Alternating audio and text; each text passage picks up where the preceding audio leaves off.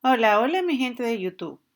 Bienvenidos una vez más a su estudio de byelizabeth Creations. El día de hoy les traemos dos tarjetas que realizamos con sellos digitales de la compañía Sweet November Stamp.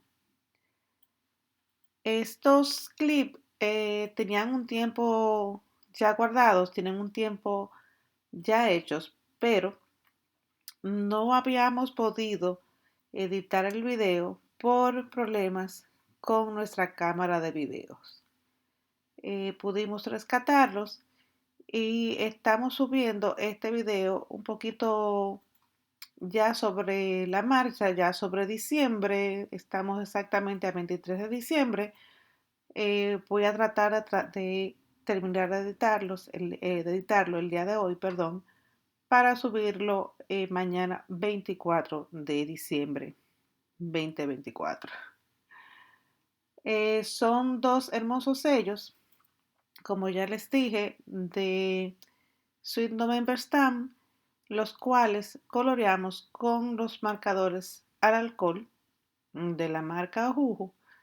También utilizamos tintas distress de varios colores. Usamos técnicas de máscaras, eh, hicimos sellados, hicimos de todo un poquito. El video es un poquito largo, son unos más o menos 12 minutos, pero son dos tarjetas y les prometemos que son una preciosidad de tarjetas.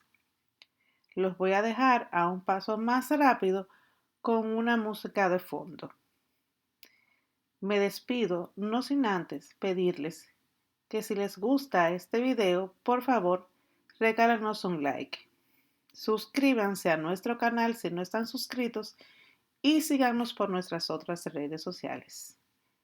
También, si tienen alguna pregunta, por favor, no duden en dejarla por aquí debajo, por la cajita de comentarios.